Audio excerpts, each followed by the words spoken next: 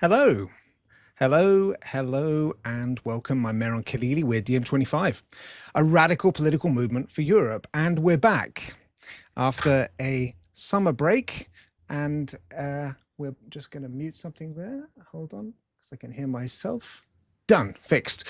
We're back after the summer break with a new raft of live streams and some fantastic guests. But today it's just me and our own Yanis Varoufakis. And we're talking about three overlapping and intersecting crises that are affecting us these days. That's Gaza, Russia versus NATO, and the rise of the far right. These are three topics that we've covered in detail elsewhere on our live streams, but I'll bring you up to date on them. And of course, we can't possibly do them justice in 1 hour, but we will touch on them and also on what we can do. And also we will look at getting your questions.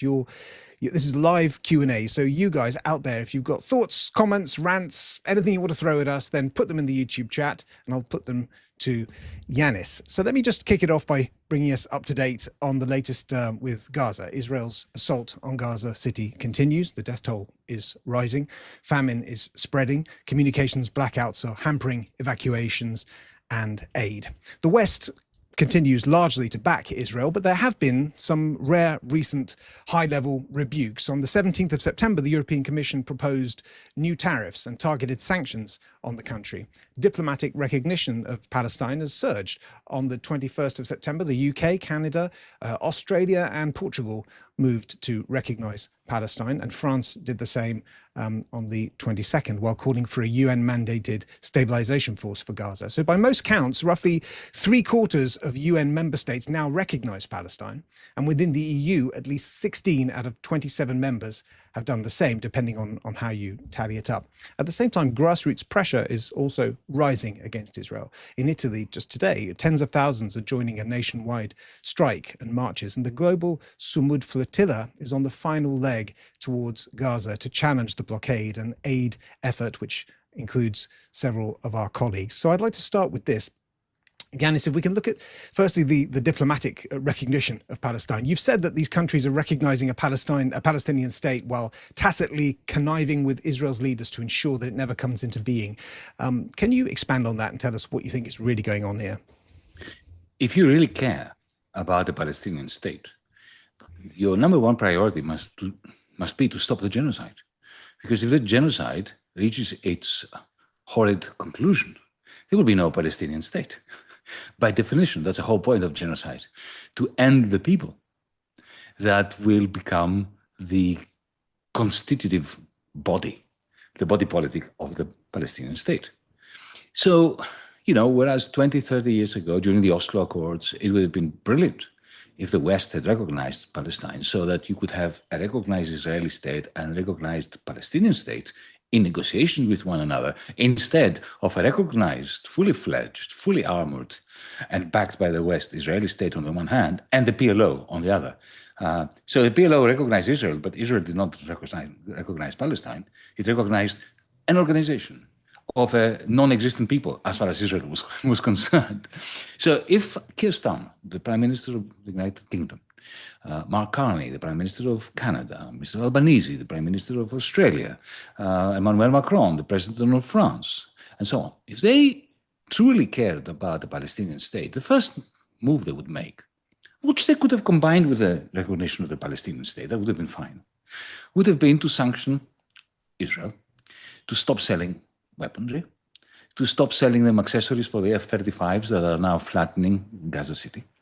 They would stop every airline of the West and El Al from flying between Tel Aviv and Europe, Australia, Canada, as they have done with Russia. They would have divested from Israel in the way that we did as the West at some point, eventually, after a lot of demonstrations against the South African apartheid regime. They would have done all that. They've done none of that. They have actually made sure that none of this takes place. They've actually banned themselves from doing that. So it's the equivalent of greenwashing, the recognition of the Palestinian state. You see, my friend, it is a great success that these countries have recognized, these governments have recognized the Palestinian state, but it's not the success of the leaders who recognize them.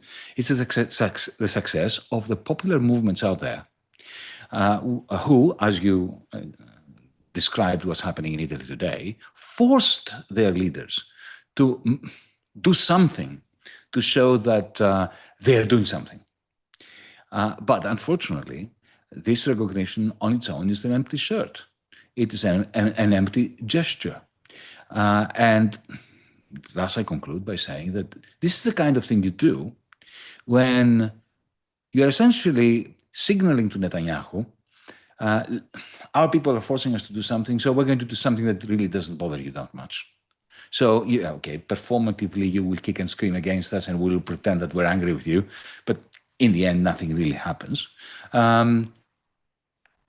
That's the conclusion, that they are recognizing Palestine in a manner which will ensure that there will be no Palestine. Thus, the apotheosis of hypocrisy. Well, on that note, you mentioned boycotting and sanctions. I mean, I wasn't going to ask you this, but there have been in recent months campaigns to stop Israel from various sporting cultural events, Eurovision, the World Cup, etc., which, as you say, it does evoke what happened to Russia with when it first invaded Ukraine back in 2022. What do you think of those kinds of moves? Are we not sort of saying, like, holding all the Israeli people accountable by doing that kind of thing? Or do you think it's a successful tactic in order to isolate that government? Not in the slightest. It is a successful tactic, and we know this because it has worked in the past. One of the great contributors to the smashing, to the end, the termination of apartheid in South Africa was the sporting boycott. Well, in the 1970s, especially with rugby and cricket, two sports that are very dear to the heart of white South Africans. When suddenly a match between South Africa and India, South Africa and Great Britain and England in their own home country, and their own teams couldn't travel to tour these other countries, that really hurt. In conjunction with the severance of flights from South Africa to the rest of the world, with the divestment, essentially companies like British Petroleum and Barclays Bank were forced by the public, and a public outcry, to divest from South Africa, from the South African economy. Now, that was not a move against the people of South Africa. It was not holding into account or accountable every single South African, not even every white South African. Because remember, we had the amazing Joe Slovo, who was the General Secretary of the Communist Party of South Africa, who happened to be white and Jewish. And he was, at the forefront of not only the anti-apartheid movement, but also of the movement to bring about sanctions upon the state, the apartheid state of South Africa. So exactly the same way today, our comrades in Israel, Israeli Jews who are on the right side of ethics, are calling along with us for sanctions, a boycott and divestment from the Israeli state and Israeli corporations that are part of the genocidal war machine. Thanks, Yanis. And David, our comms director, has put in the chat there that a link to our petition to suspend Israel from international sports. So clearly we do believe in this tactic as well as DiEM25. I'd like to ask, shifting towards the flotilla, which I mentioned earlier in my intro. At the moment, I mean, correct me if I'm mischaracterizing it, but Israel has deemed this a Hamas flotilla and alleged that it's going to be, it's planning on violence and violent action. And this is a very dubious and quite scary scenario for some of our colleagues on the flotilla. Can I get your comment on that, and what do we need to do in order to ensure that this flotilla, doesn't end up like the others? In other words, where the crew are detained and they're sent home. Go on. Well, the good thing about this conversation we're having, Mehran, being live, is that we can report from what's happening right now. Only 20 minutes ago, I got a message from our comrade, David Adler. Let me read it out to you. He said, "I will not lie to you. I'm scared for our lives on this flotilla. Israel's drumbeat is growing louder, first calling us Hamas flotilla, now slandering our peaceful convoy as pursuing a violent course of action. All points in one lethal direction. Still, we sail on." This was only 20 minutes ago by David Adler. Israel has a well-tried and well-honed strategy. If they want to kill you or me or anyone, they slap the Hamas logo on their forehead, either before they shot them or after they've shot them. And the moment they've called you Hamas, they think that they've been justified in killing you. It's like having been put on death row simply by invoking those words, those letters, H-A-M-A-S. Anyone that they want to kill is Hamas. Interestingly, Keir Starmer, the British Prime Minister, should be shaking his boots, because in this war of words, which I don't think is really very serious against him, they know he's a Zionist stooge, but nevertheless, they didn't call him Hamas, but in order to shake him a little bit, they said that he is pursuing the Hamas agenda by recognizing the state of Palestine. So anything that they want to justify, any atrocity that Israel wants to justify, is preceded or followed by the plastering of the logo Hamas. So with the flotilla, from yesterday morning, the Israeli Foreign Ministry started circulating photographs of the boats making up the flotilla with large red letters reading the Hamas fleet. So that means we are ready to shoot you.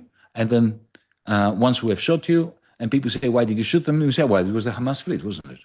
So this is what's going on now. And to connect it with the previous conversation we were having about the recognition of Palestine by France, Great Britain, Canada, Australia, and so on, if they really wanted to reassert international law or reassert themselves as defenders of international law, and since they're spending so much money on weaponry and naval vessels and drones and so on, why are they not sending, let's say, one frigate between the French and the English, the British, to accompany the flotilla and to defend its right to sail in international waters? They're not doing that. Why? Because they are complicit in the Israeli strategy. And the Israeli strategy is to defend, come what may, its non-existent right to lay siege on the Gaza Strip, which, by the way, in June 2024, the International Court of Justice issued a directive to Israel to vacate the Gaza Strip, not only to vacate it, but to end the siege around it. So in a sense, the flotilla, our comrades, what they're doing is they're in a totally, absolutely peaceful manner, they are implementing the decisions of the International Court of Justice by demonstrating that Israel is in violation of the decision of the International Court of Justice. So, it's a great contribution that these young men and women, some of them not so young, are making to humanity's capacity to look at itself in the mirror and not to feel ashamed. Well, yes. I mean, I said before, like, what can we do to make sure the impact is as great as possible? But the way you frame it, it sounds, I mean, their lives could be actually at risk. So, but that's why they're there, Mehran. Yeah, they're putting their bodies in the line of fire in order to force Israel to come clean one way or the other, shoot them, and therefore declare yet again, and by means of killing Westerners, essentially, that they will not stop at anything, that there are no moral bounds whatsoever to their pursuit of their genocidal project, or to back down. And if they back down, a lot of Israeli Jews are going to have saved their souls. A lot of Israeli Jews are going to benefit enormously from the fact that the state, which is abusing supposedly its mandate from them, which is jeopardizing Jewish lives and the whole of the Jewish nation's, the Jewish people's reputation, has been forced by the men and women of the Flotilla to back down. A couple of questions from the chat before we jump to a different topic. Gurkan asks, in reference to what we were talking about before, what does it exactly mean, the international recognition of a Palestinian state, since it's a state without territory de facto? What are your views and comments? Double Kambaz asks, that, could you please talk about, I'm not sure if you're aware of this case, Mustafa Ayash, the Palestinian journalist, who's arrested with the same kinds of false accusations of being Hamas or sponsoring Hamas. That's a very specific question there. And Olive Roots asks, what would it take to invoke the UN 377A resolution and send a peacekeeping force to Palestine? Is it even realistic? Well, a new government in the United States and in Germany to begin with, because let's face it, the United Nations is paralyzed by the veto power that the United States and Germany have in the Security Council. And without the Security Council resolution, there can be no boots on the ground, to use a terrible Americanism. So that, I think, answers the third question. On the question of Mustafa and other journalists, well, it happens all over the world. You know, when, you know this very well, Mehran, when we at DiEM25 and elsewhere and other organizations, when we say, unless Palestine is free, none of us are free, we have evidence for that. There are comrades, there are journalists in Germany, in other countries, not just Palestinians, who have been denied their right to conduct journalism, to do journalism. They've had their bank accounts frozen. They have been rendered persona non grata in their own countries in the West. We really mean it when we say that unless Palestine is free, none of us are free.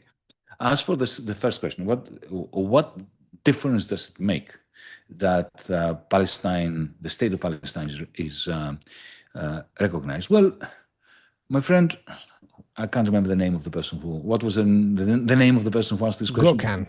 Gorkan. Well, you know, the mere fact that there are thousands, hundreds of thousands, maybe millions of Palestinians in the West Bank, in East Jerusalem, in the awful, decade-long, forgotten refugee camps of the Palestinians in Lebanon, in Syria, in the Gaza Strip, especially in the Gaza Strip. There are thousands of people there who hear, you know, after so many years, that London, that Ottawa, that Canberra, the capitals of Canada and Australia, in case people hadn't heard of them, have recognized a state which doesn't exist, but nevertheless, the idea of a state in which they can be safe and in which they can, you know, preserve their right to breathe as Palestinians. You know, these people smiled when they heard that. That is not a small thing. These people haven't smiled for a very long time. And beyond that, remember when in 1948, the United Nations declared, recognized an Israeli state, which didn't exist on the day it was advocated and declared and announced and recognized. It didn't exist, but nevertheless, it was the beginning of something. It was the beginning of the Nakba for the Palestinians, because we didn't have a parallel recognition of Palestinian rights and the Palestinian state. So it took almost 80 years for this symbolic but essential recognition to take place. The fact that those politicians who made that step, that final step towards recognition, the fact that they are hypocrites and that they are not working towards the establishment of the Palestinian state does not detract from the fact that the Palestinians around the world have had a moment of joy. Thank you, Yanis. And one last question before we change topic from Jim76, who asks, Turkey and Egypt announced they will stage the first joint naval drills in 13 years this week. Might they step in if Israel attacks the Sumud flotilla? What do you think? I wish they did. I assign a zero probability to this happening. Egypt has demonstrated, especially under its current dictator, General Sisi, that it is totally in the pocket of Israel. It is simply not interested in challenging Israel. They have struck deals on natural gas that will net the regime tens of billions of dollars. I'm afraid that this is more important to them than what happens to the flotilla, or indeed what happens to the Palestinians in Gaza, in East Jerusalem, and the West Bank. I hope that I'm wrong, and I will be exceptionally happy if President Sisi of Egypt proves me wrong. And then I will apologize with immense gladness. But I very much fear that I will not have to. Thank you, Yanis. Okay, we're going to zoom out like on Google Earth, just go straight to another part now. And we're going to look at Ukraine, where Russia's proxy war with NATO grinds on. At the weekend, Russia hit Zaporizhia and other targets with drones and missiles, while Ukraine, backed by the West, struck Russian oil refineries with long-range drones. Talks between Trump and Putin in August failed to reach a deal. There could be now up to hundreds of thousands of soldiers killed on both sides, tens of thousands of civilians in Ukraine. And in recent weeks, there's been an escalation. Russian drones allegedly crept into Polish airspace, then later in Romania. Estonia reported a 12-minute violation of its airspace by Russian fighter jets. NATO condemned these violations and warned that it will defend Allied airspace. European governments have already increased their defense spending, largely as a result of the apparent Russian threat. But now many governments responded to these violations by calling for yet more military spending to deter Russia, arguing that only a stronger show of force will do the trick. So, Yanis, you've long argued that the escalation would the risks of escalation would outweigh the gains. So, given these strikes and everything I've just described and the calls for more spending, what is the practical plan today that would protect Ukrainians and avoid a wider war? The only thing that is in the interest of Ukrainians at the moment is a comprehensive peace between, on the one hand, Ukraine and Russia, and on the other hand, the West as a whole and Russia. I'm saying this because, independently of what one thinks about whose fault it is it Putin's fault? Is it NATO's fault? Is it the fault of both sides, which I happen to believe, right? I don't think there are good sides and bad sides.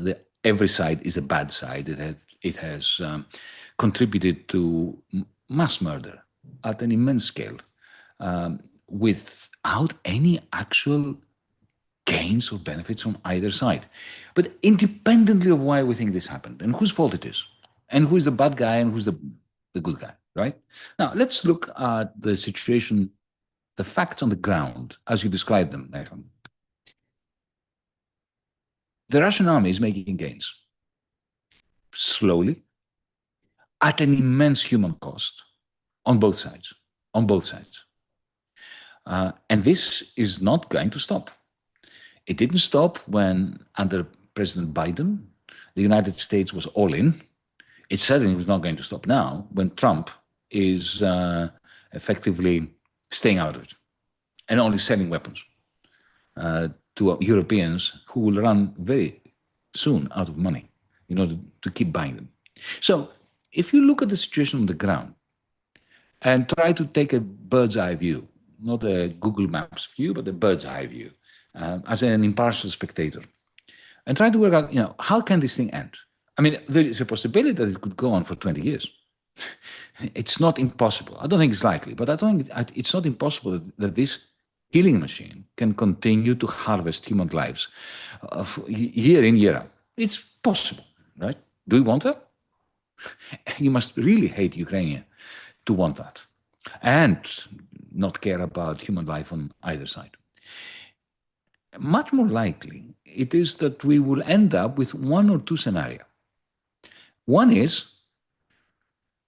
a freezing at some point of the war, of the conflict, along the line of control, in the same way that, that the Korean War ended with a ceasefire line where the troops were. That became a hugely militarized neutral zone with huge armies on each side ready to pounce upon each other. This is the Korean solution, right? The alternative would be what DiEM25 has been advocating, which is a demilitarization of the conflict zone and a kind of agreement whereby there is, in this demilitarized zone, an agreement about the manner in which those villages are going to be repopulated. We, as DiEM25, let me tell people who don't know that, our audience, we have a peace proposal on the table since March, I think it's March 2022. That is, a month after the invasion by Putin. We put out this idea. Now, it doesn't have to be exactly our proposal, but there are two possibilities. One is the heavily militarized line of control where the ceasefire takes place, and the other is a demilitarized solution with Ukraine remaining independent, having conceded, of course, a large chunk of its land, because there's no way that Russia is going to give up land that it has taken by arms. Nobody does that. Turkey is not going to return northern Cyprus to the Greek side, whatever we Greeks may want. This is pie in the sky stuff. North Korea is not going to pull back from its line of control. Let's be realistic here. It's not a question of what we would like or what other people would like. This is an objective, I think, assessment. And, if we move in a demilitarized, towards a demilitarized solution, and Ukraine could become part of the European Union if it wants to, if its people want to, or loosely associated with the European Union. It could become part of the West. It could be as much of a liberal democracy as its political classes and voters wish to, but not be NATO. This is the kind of solution that Putin would accept. And let no one tell me, oh, do you really want Putin to accept? Well, if Putin doesn't concede, then we will have war forever. The notion that Ukraine can win this war without European, American, Canadian, Australian boots on the ground, simply because the West is going to be sending weaponry in, it's just total nonsense. It's just pie in the sky. This is the kind of thing you tell Ukrainians if you want them to keep killing themselves for years and without any real support from the West. So to cut the long story short, the coalition of the willing that Keir Starmer and Emmanuel Macron and so on are proposing goes along the lines of the Korean solution. The idea being that European troops are there opposite the Russian troops and they're keeping the peace along some line of control. The Korean solution. Well, the Korean solution cannot take place. It is impossible. Why? Because in Korea, it was the Americans who were fighting the war on the southern side. And when the ceasefire came, the Americans were the ones that were holding this cold peace against the Northern Koreans, and still are. If the American army leaves the Korean peninsula, this situation, is going to end. Goodness knows what's going to happen. But it won't be something that the South Koreans want. And the Americans are not fighting in Ukraine. So the Korean solution cannot be implemented with what? 50,000, 60,000 British and French soldiers? And what do these soldiers do? If the Russians start shooting, let's say, people tell me that we don't trust Russia. Okay, so you fear that Russia will not stick to any treaty, to any peace agreement, and it will start shooting in order to take over the rest of the Ukraine. That's what you fear. I understand that. Well, what would the British and French soldiers do? They will be, what, 10, 20, 30, 40,000? They won't be more because the British army and the French army can't afford more. They don't have more soldiers than that. Again, however much they increase, they ramp up defense expenditure, they will not have more soldiers. They will have maybe a few more, but not enough to do in Ukraine what the Americans are doing in Korea. So the militarized solution is gone. What is left is a demilitarized neutrality solution, all right? And what is Europe doing these days, as we speak, the last 48 hours? They are talking about confiscating the 210 billion of Russian money, central bank money, that the Europeans confiscated, froze, as a result of Putin's invasion of Ukraine. Effectively, what they are doing is they're signaling, if they touch this money, then Putin is given an incentive to carry on fighting for years and years and years. So essentially, the Europeans are making idiotic moves that are feeding Putin's interest in continuing this war, a war which we know is detrimental to the interests of Ukraine, because whatever we may want the end of the war to be, if this war continues, Ukraine is going to be losing men, women, children, and land at a steady pace. Thank you, Yanis. A couple of comments and questions from the chat to get your reaction. Robert Downey Sr., probably not the actual Robert Downey Sr., says, I know at heart that Ukraine is dancing to the tune of the imperialist West. I feel communist at heart, but I'm unable to support Russia. I don't know why. Well, I'll tell you why. Because Putin is an anti-communist, mate. Don't make the mistake that because he speaks Russian, he's communist. He came out as he went back to the Tsarist Russian tradition. Indeed, do you not recall? I'm talking to a friend that just before he invaded Ukraine, he blamed the whole situation on Lenin. And hand in hand with the Orthodox Russian Church, is trying to revisit a kind of Tsarist notion of Mother Russia, which is anti-communist, which is socially conservative to the extreme, anti-gay, anti-lesbian, anti-trans. He's a nightmare for progressive left-wingers, especially for communists. So that is the reason why you can't support him. And I was going to say, maybe we don't need to pick a side. I mean, I know on social media it's quite fashionable, but the world is a bit more complex. Violin says, the 2014 US-backed coup in Ukraine is at fault. Chris Flynn asks, doesn't America share Let me just answer to Violin just for a moment. Okay. There is no doubt that the 2014 Maidan revolution was a coup d'etat organized by Ms. Nuland, the Undersecretary of State of the Obama administration, and somebody who's worked with Republicans and George W. Bush, right? We know that. There's no doubt that Putin was provoked. That doesn't mean that Putin was right to invade, right? Because we have to make this point, for goodness sake, folks, comrades, friends, foes, opponents, critics. We have to make this point. Let me give you an example. I'm now addressing your audience, right? If I provoke you, let me reverse. If you provoke me, you say horrible things about, my daughter, my wife, myself, and even if you slap me across the face, have you provoked me? Yes, you have provoked me. If I take a gun out and I shoot you down, I was provoked. I was not justified. So it's perfectly possible, Violin, what Mehran said before, that we don't take sides. That we say, yes, he was provoked, and he carried out an illegal invasion. Okay, Chris Flynn asked, well, something very similar. Doesn't America share responsibility for the invasion of Ukraine, the interference in elections, push towards NATO expansion? And Santa Claus loops it back to what we were discussing in the beginning of the latest situation with the drone incursions.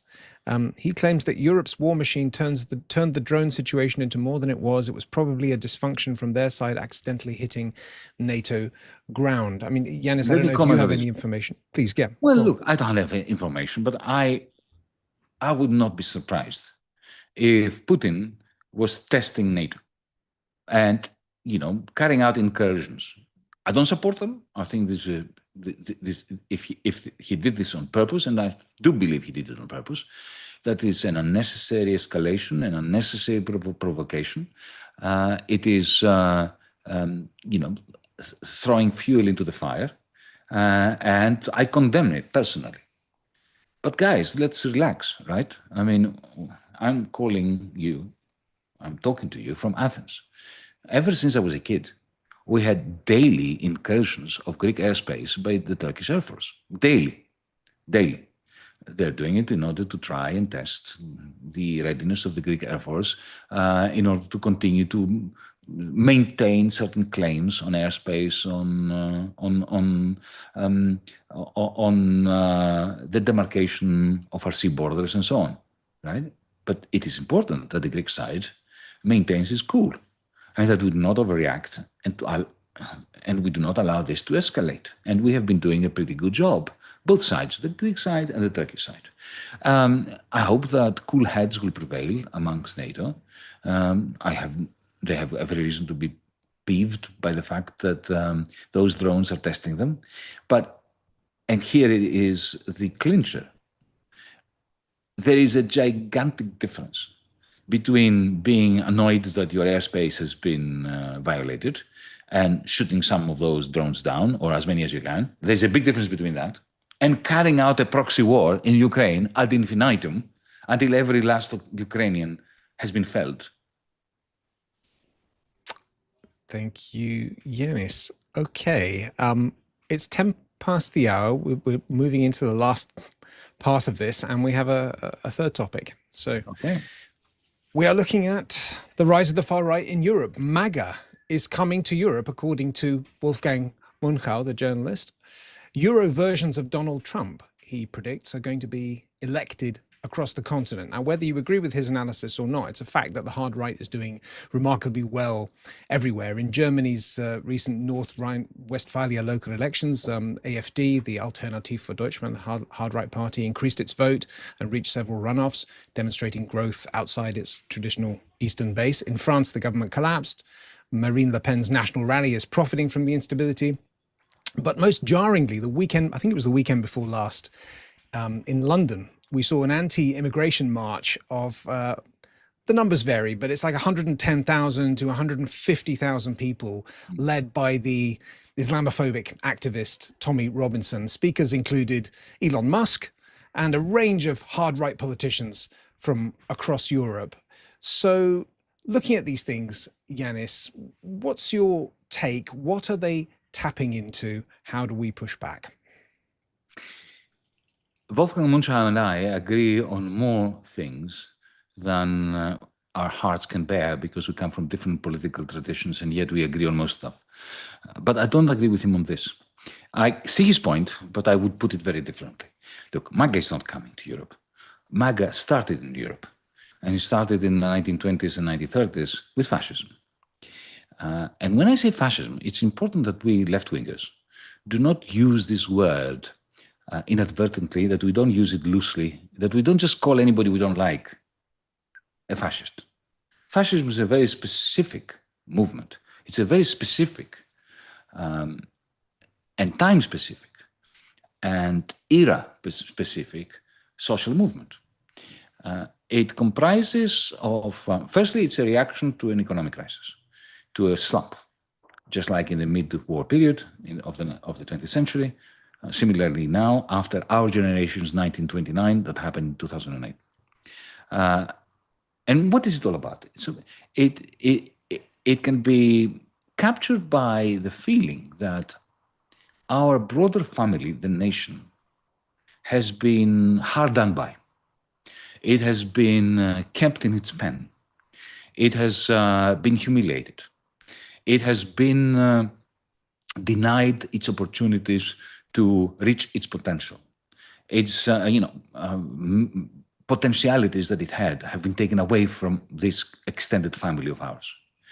And that we need to get together, and we need, firstly, to eject the two great enemies of the nation, the two great enemies that are keeping it down and keeping it humiliated and denied the opportunity to prosper are, on the one hand, the left-wingers who want to end all hierarchy, whether it's racial hierarchy or social hierarchy or religious hierarchy or gender hierarchy, patriarchy, essentially.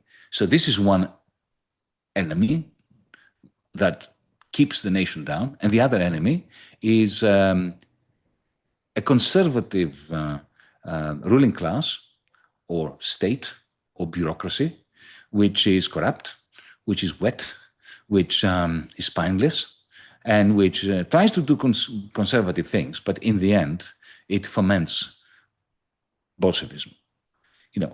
And if you have the rise of a strong leader to whom we all project our hopes, and we pass all our liberties, we annul our own liberties and we give them to him, usually it's a him, but not necessarily, it's mostly him, then this father figure is going to liberate us and make us great again. That's fascism.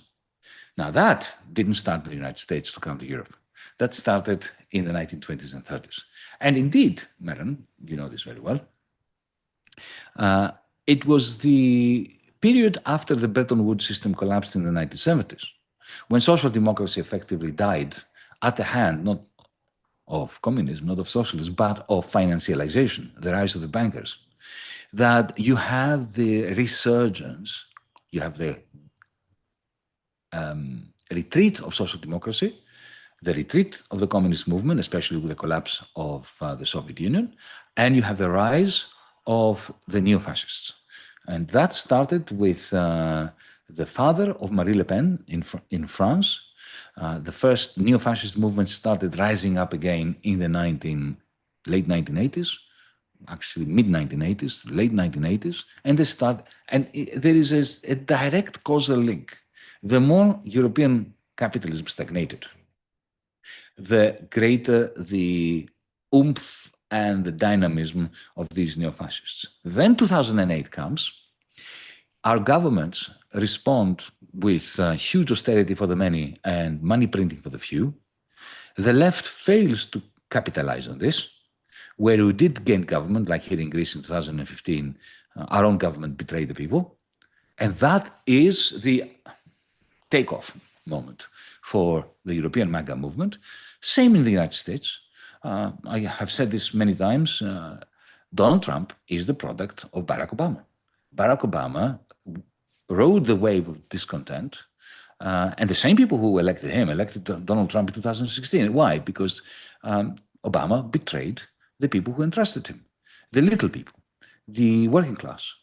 And you ended up with Hillary Clinton calling them deplorables, because Obama promised he was going to imprison the bankers and do a new deal that effectively refloats the fortunes and the prospects of the working class and the middle class. He did exactly the opposite. He imposed austerity on the many, and he refloated the bankers. And the result is Donald Trump, in the same way that the result of the mid-war crunch, huge increase in unemployment, was Hitler. But let me take what you just said and project it a little bit onto that far-right rally and the way it was received.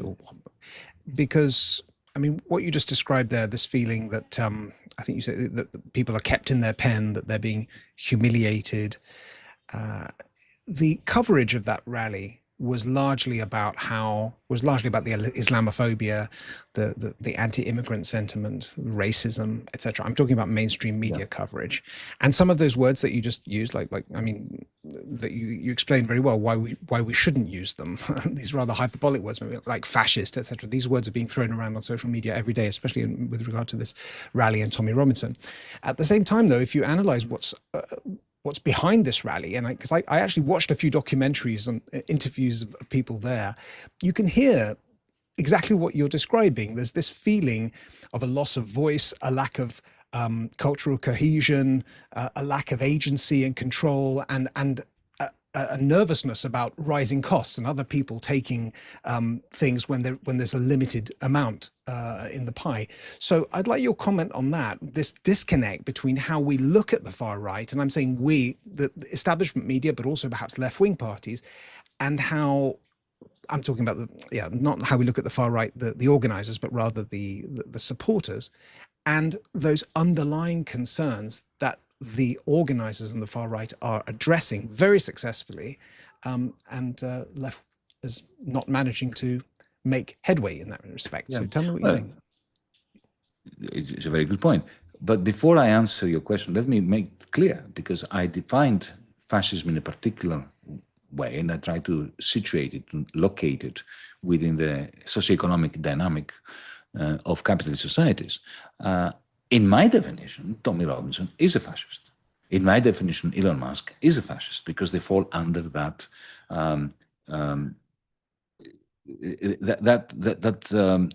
panoply of feelings and sentiments that are being weaponized, like, the feeling that we are about to be replaced, that our nation has been kept down, that we are being denied our agency. All that is true. You could see that. Now, that doesn't mean that the 150,000 people who went to Trafalgar Square, each one of them were fascists. I'm talking about Elon Musk. Elon Musk is a smart man. He knows he's a fascist. He showed it to us. He did this, right? He saluted in a fascist way. That wasn't an accident. He wasn't stretching his arm. Tommy Robinson is a fascist. There's no doubt about that. But the vast majority of people who, in the end, support fascism are not fascists. They're disconcerted, disenchanted people who have lost their voice. They're angry, and their anger is being harvested by the fascist leadership. Now, in the 1920s and the 1930s, it was touch and go whether a working class person or a petty bourgeois person would drift to the communists or drift to the fascists. Because the fascists were saying things that were very similar to that of the communists and the socialists. They were lambasting the bankers. They were saying that they were portraying the bankers as bloodsuckers, which of course they are, right? But instead of completing that thought with a theory of change, which is humanist, okay, we need to socialize the banks. Well, instead of that, they say, well, we have to kill the Jews, because then that's what they do. They harvest the discontent. They tell people, yeah, I feel your pain. This is what Donald Trump did in the election campaign. Whereas Kamala Harris was going around saying, Biden has done everything beautifully, and now we have a great economy because of us, so vote for me. Trump was going around the Midwest, and he was saying to people, he was looking at them in the eyes, honestly, and he was saying to them, I feel your pain. This is carnage. You've lost your post office. You've lost your supermarket. You've lost your even your police station, your courthouse. This is becoming a country where, people are dispossessed and the rich are flying over you from East Coast to West Coast and back. He was saying these things to them. These were all true things. And he saw them. They felt that he saw them. And then what he does, he takes Scott Bessent, a guy from a hedge fund that was working with George Soros, right? And makes him finance minister. And then passes legislation which enriches the disgustingly super rich techno-feudal lords. Okay. But that's what fascists do. They harvest the discontent. They look at you in the eye. They say, I know, I will look after you. Sometimes they look after them a little bit. They give a slightly higher pension, like, Mussolini did. Trump sent a paycheck to every family during COVID, thousands of dollars to every family in the United States. So they do a little bit of that to justify to fulfill the promise that I will look after you. But they immediately go into bed with big business, big capital, and now big tech, right? And they totally and utterly subvert the verdict, the electoral verdict of the people, and turn against them. Well, taking the lead from one of our commenters here, he says the far right is not the problem, the lack of the left response is. What you just described seems to me a very similar pitch to what leftist parties could offer. We will take care of you, I understand you, etc. Why is the left failing so brutally on this front? Well, it's like freezing in the middle of the street, in the cold weather, and saying, my problem is not the cold, it's the lack of heat. It's the same thing. The reason why the right, the ultra-right, has risen is because of the failure of the left to rise. They are together. When the left moves out, it's like a bit like, heat. When the heat is moved out of the temperature of the atmosphere, you have cold. When the left, when the progressive political program that we should have had is absent, then the radical center at some point falls flat on its face, whether they're center left or center right. And then the Farages of the world, the Donald Trumps of the world, the Mussolinis of the world, the Alternative für Deutschlands of the world rise up. So it's our fault. I've always said that the rise of the alt-right is our fault as leftists. We find it hard to organize an escape from the brown paper bag. Look at us here in Greece. We were elected in 2015. We went from 4% to 36% to 62% in the referendum. And on the night of the referendum, we split. And the prime minister that I served under overthrew the people. And then, of course, you have the rise of the alt-right. Similarly, everywhere we look, more recently in Britain, our comrades, our friends, they inspired so much hope in the bosom of so many people with your party. And before it was instituted, they fell out with one another. Now, I love all of them, every single one of them. Jeremy, Zara, all of them. They are our comrades. We're doing everything we can to bring them back together. But I'm simply mentioning it because this is how the left fails to seize the moment, to seize the day, to carpe diem. But that's why we're here. But I think, Mehran, it's really very important for the left to be managed or organized by people who don't want to be organizers, by people who really don't care about power. Now that's hard. But we need that. We need that quite desperately. And I think at least within the DiEM25, this small but I think important movement, we have demonstrated, those who are still with DiEM25, that we're here for the many, not for the positions of power. Well said. A couple of comments from the chat as in the waning moments of our live stream. Little brother asks, how can the left be rebuilt in Europe? Very specific question. Join DiEM25, that's easy. Join DiEM25, because you know what? If I thought that there was any other way, I wouldn't be in DiEM25. Really. I mean, none of us wanted to create our own movement. We are not so up ourselves, as the Australians say. We would have joined any other movement that we thought could do it. But we don't think anyone else could do it, at least not without our help.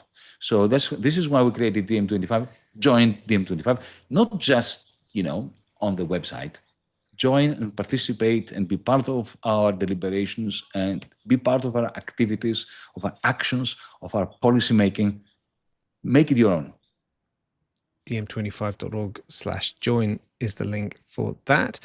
Nicholas asks, what can Americans do to specifically he asks, is trade unionism a viable path to freedom, specifically in America, to combat the right? I mean, your comment on that?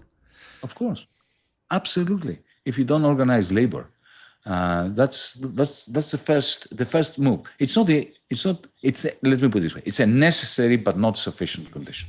Trade unions are essential, but on their own, they can't do it unless there is a political program. It's not just demanding better wages and conditions.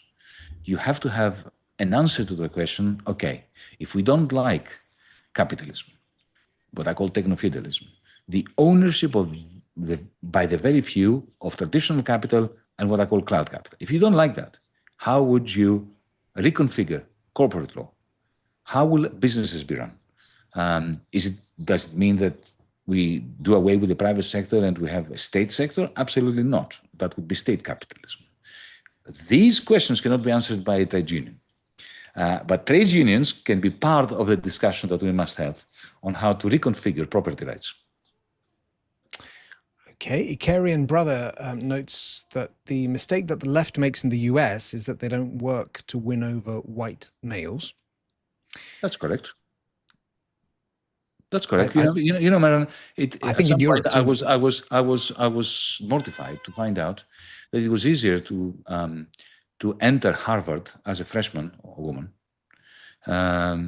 if you were black or a woman than if you were a poor white boy. So,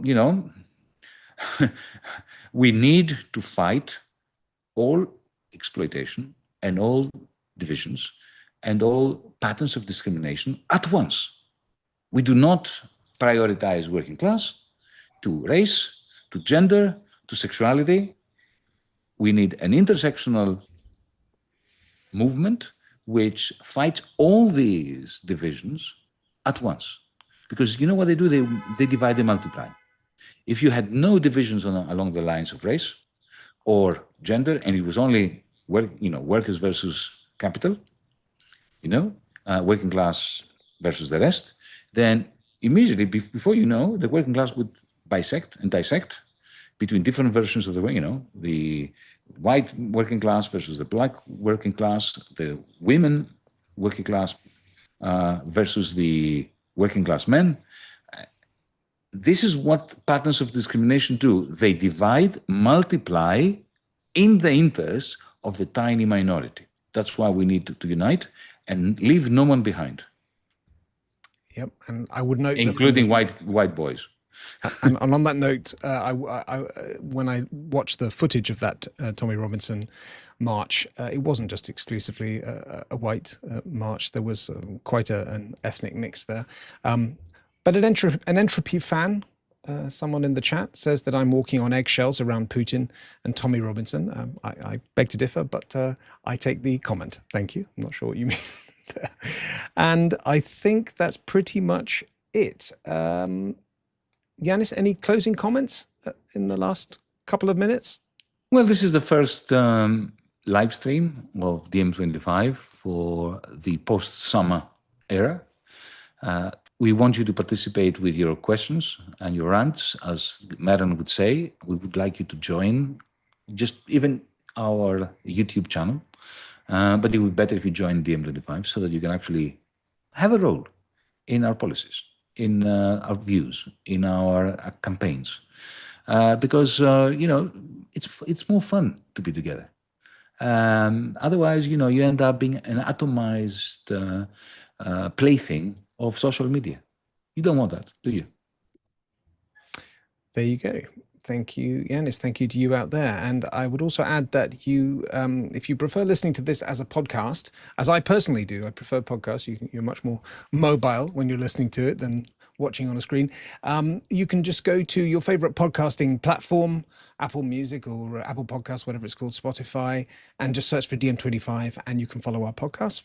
We're all over social media as well, Twitter, Instagram, TikTok, and of course on YouTube. There are some very interesting things we've been putting out, dare I say it, interesting stuff over the summer, including a 12-minute look at the repression of pro-Palestine voices in Germany, which I think is really, really valuable and important for these times and relates to many of the topics we've discussed in this call. Thank you again to you guys out there, and we will see you at the same time, same place, 2 weeks from now. Take care and stay safe.